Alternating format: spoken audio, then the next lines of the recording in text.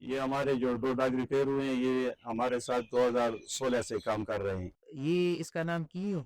اس کو میں نے ٹرین کیا ہے تو ابھی تو ریٹائر ہوا ہے، لیکن دل تو خفا ہوتا ہے نا، کیونکہ بہت وفادار ہے اور صرف میری بات مانتا ہے. اگر اور کوئی بھی اس کو ڈی پی ٹی لے جائے نا تو اگر مجھے دیکھو تو میری پیچھے بھاگتا ہے. تلاش تلاش تلاش تلاش.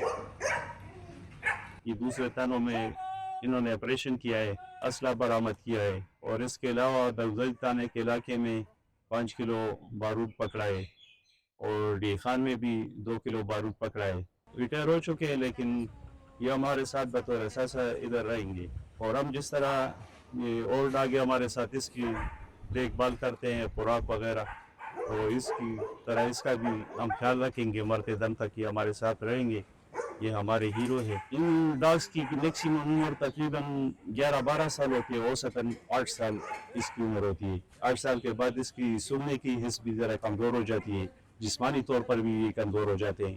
ہم اسے سرچ وغیرہ کرتے ہیں تو پھر وہ جب کمزور ہو جاتے ہیں تو اس میں دلچسپی نہیں لیتے، تب بیمار ہو جاتے ہیں.